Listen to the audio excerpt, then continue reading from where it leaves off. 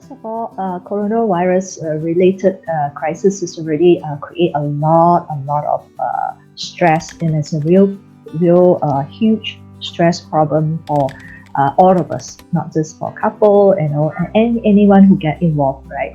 So during this time, can you imagine that we are so used to having a lot of time outside? We go out to work. Usually, I'm talking about usually normal family. We only spend time when we go home, have dinner together and spend time together at night, and then we go to sleep and then we go to work. During this time, we are locked down in the same place, the same confinement place for or a limited space together for a long time, right? So we lost the time for our own personal going out, catching up with friends, or even have our own space of doing something like gym, exercise, and things like that. So after a while, right, being confined in a place for too long, we feel like we feel like a pressure cooker, and then after a while, our emotions and then our irritation is kind of little things will escalate. Okay, so it get very intense. So people who do not have coping skills, do not know how to make their life easy staying together. It will create a lot of tension. It will create a lot of problems.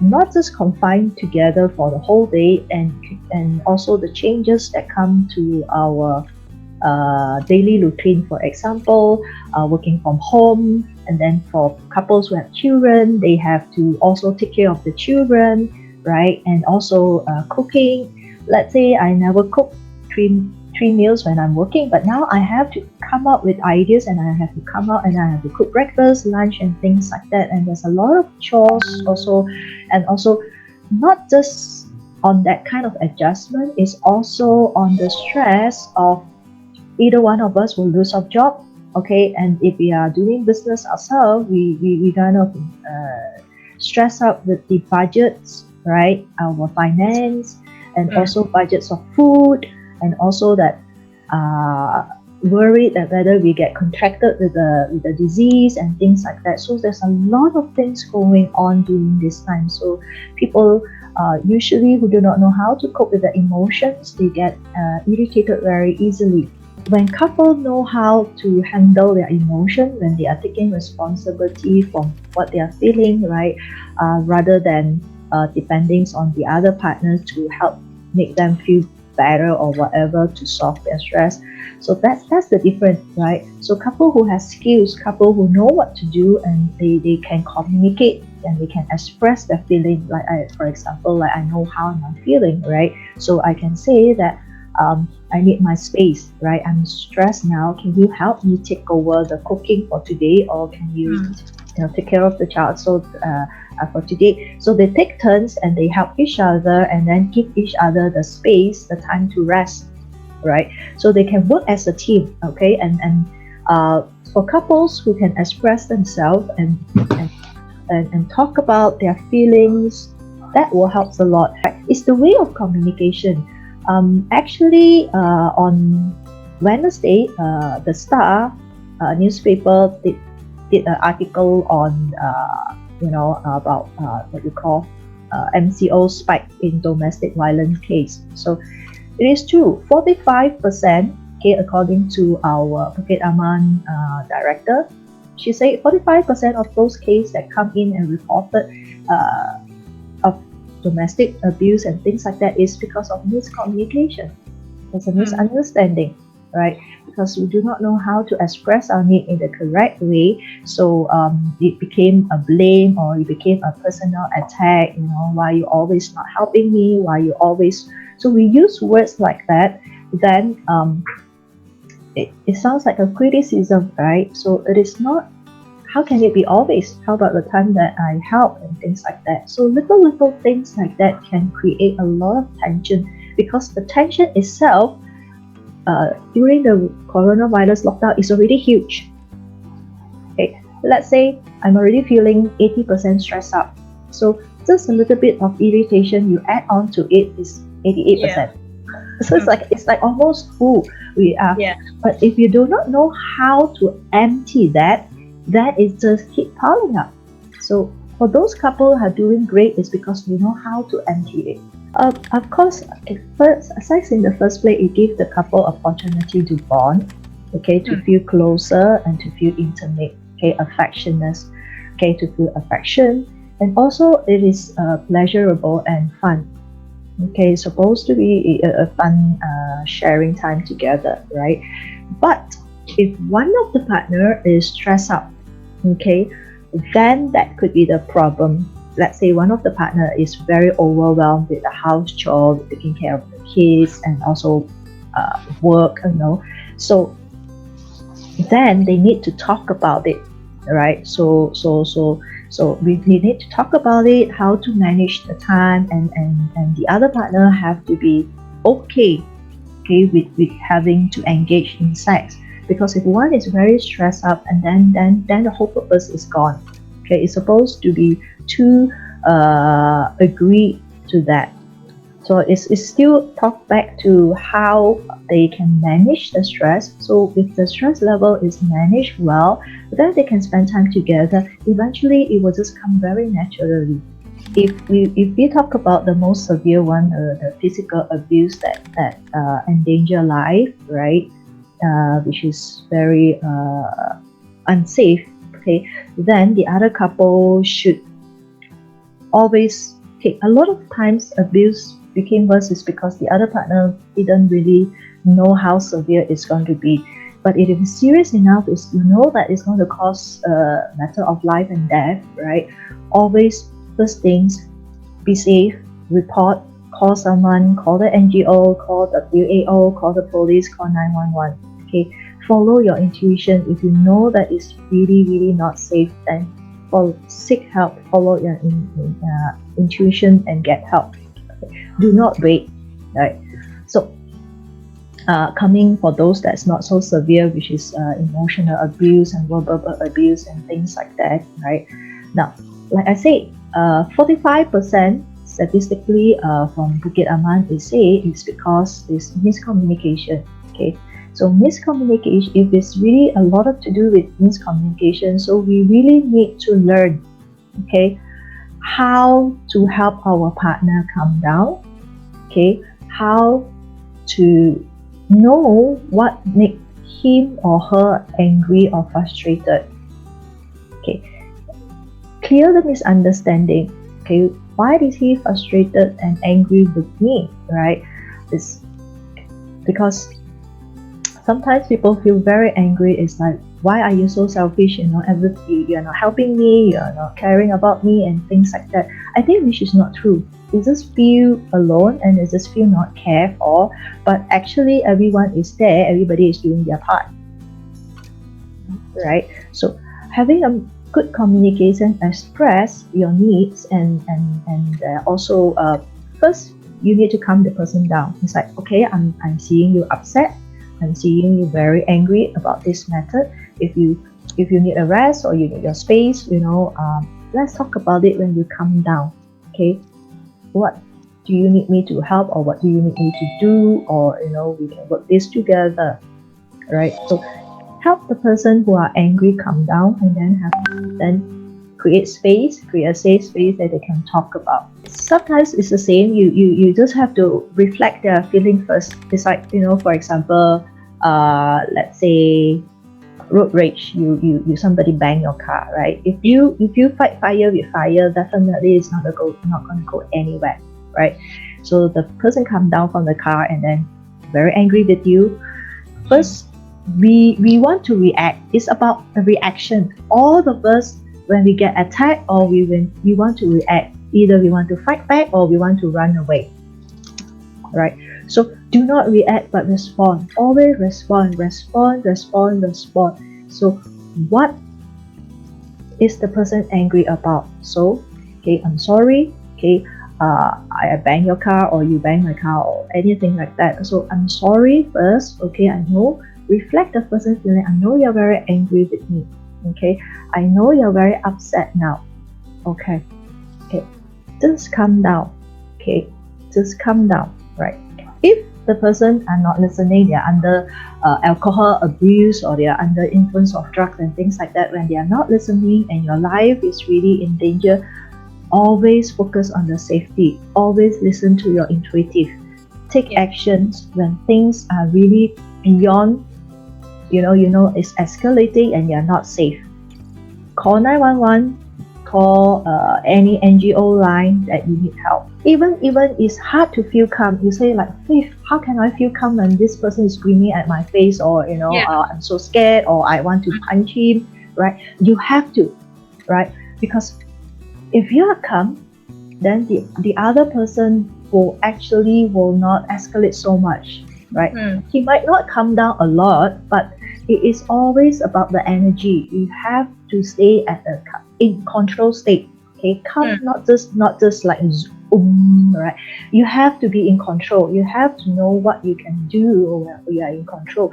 Do not lose your control. Always respond. When you respond, means you're in control. You're in control what you're feeling, what you can do, right? You can also go to your room, lock the door for a while, and come and quiet and things like that, right? But if you're reacting, then you're not in control. Reacting means it's like an automatic response. But respond means I'm stay on my logical, okay? I'm rational and I'm not emotional. Right? So we need to stay logical in moments like that. We cannot use our emotion to react. So that is not going to help. First is give each other a lot more support, like show more care, how you're doing over the other side. Care and love is always number one, right? You can ask, right? If you are far away, it's like a phone call. Calling your friend is a good thing, right? You feel very warm and nice that if your friend call you and things like that. So that, and then you can do things together, right? I do have a couple now. They are forced to be separate because of the MCO thing, right?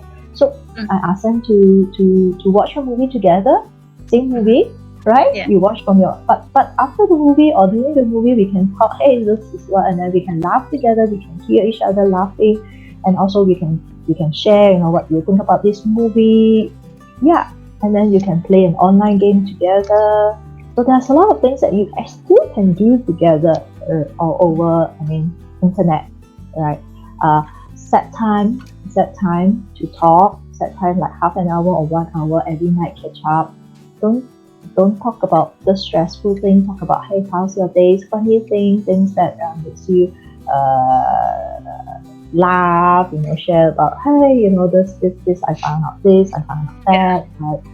Well, and during this time, you can also share learning a course together. There's so many free course, online course, Coursera, about like storytelling course, right? You can do it together because there are homework and things like that, right? And you can watch it together, do together. Actually, there's so much things, and it's such a best time, right? All the things we never thought about, all these things we never do, and then we don't have the time when we are busy going in and out. But now we are forced to stay at home. There's so much actually we can do together. Tell your partner, I miss you, I really feel like, I miss you so much. I wish that I can hug you. Right? Yeah. I think for the other person to hear that, it's so nice. It's good. Intimacy is not just about holding each other. Intimacy is a lot to do with connection, with a lot of to do with emotion. Okay, I can feel your care.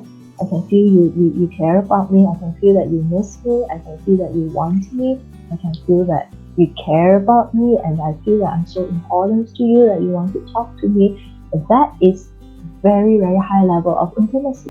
First, like I say, self-care is very important. You take care of yourself. You make sure you manage your stress, right?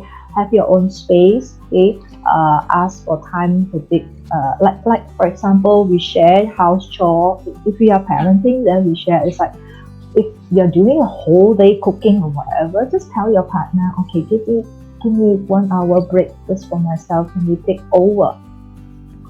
Okay, can you take care of the children for 1 hour for me while I take a hot shower, while I just chill, right?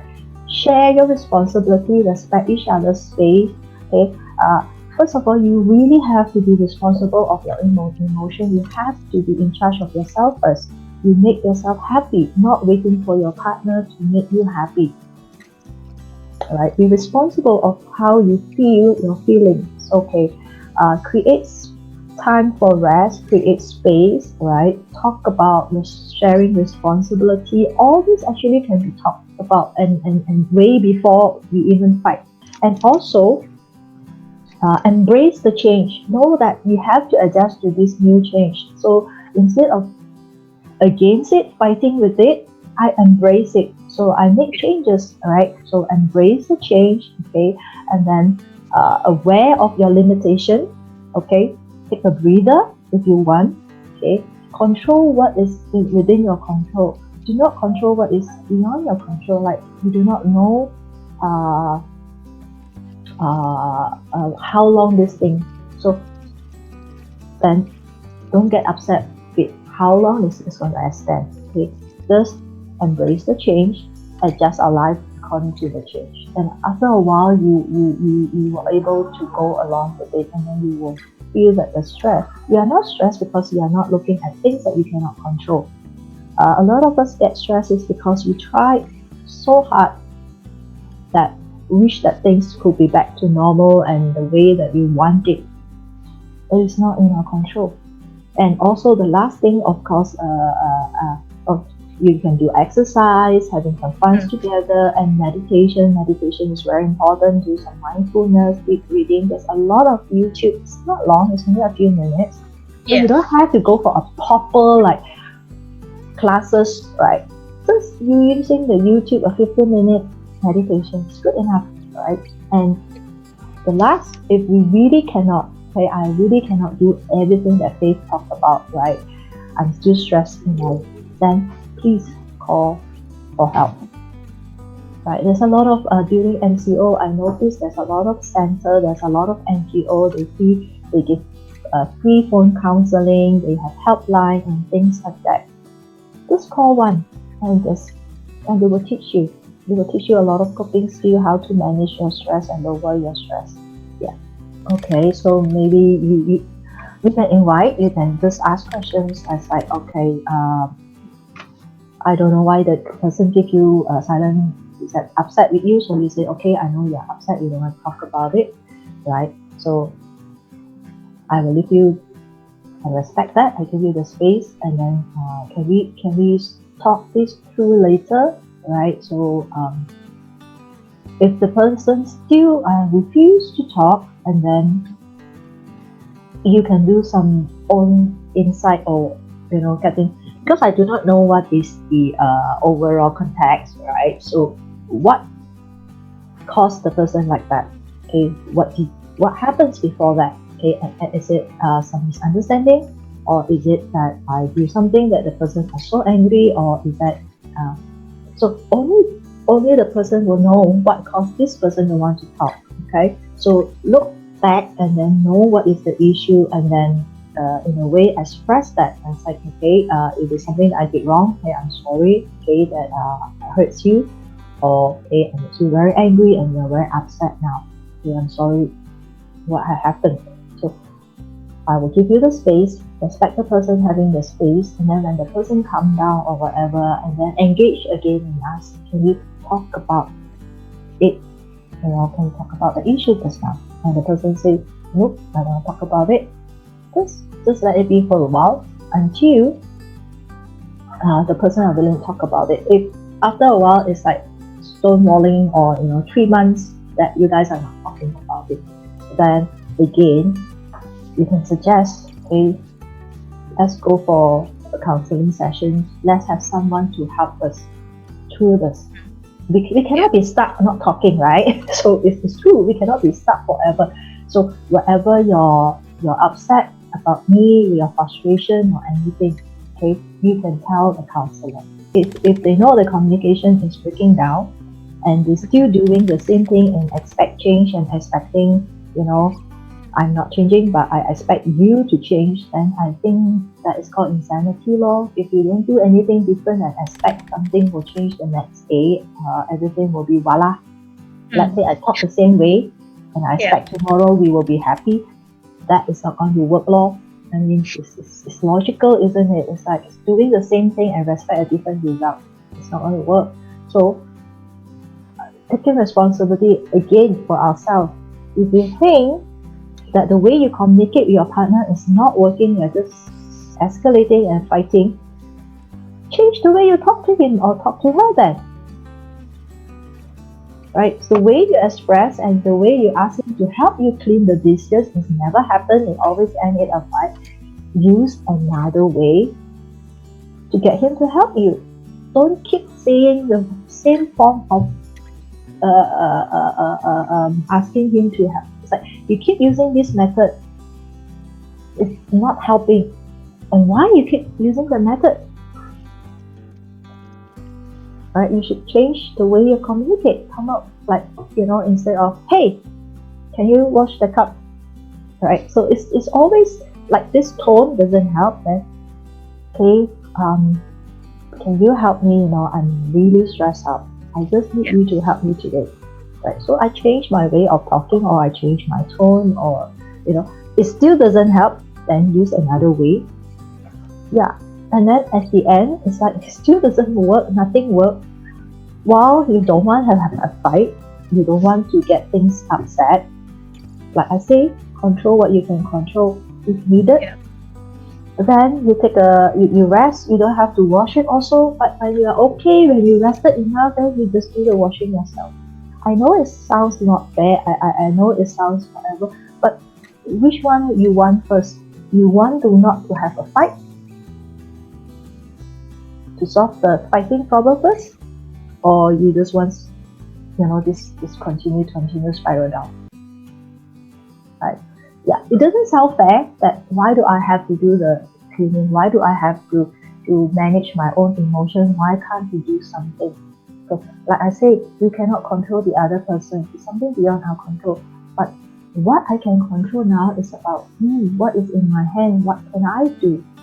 I don't want that we confine in a small place and we keep shouting at each other. So if I don't want that, if that's what I want to be peaceful, then I have to take care of myself. Let's say I'm very tired, I cannot wash the dishes, then I give myself a break. I go sleep, I rest first, then only I do the dishes.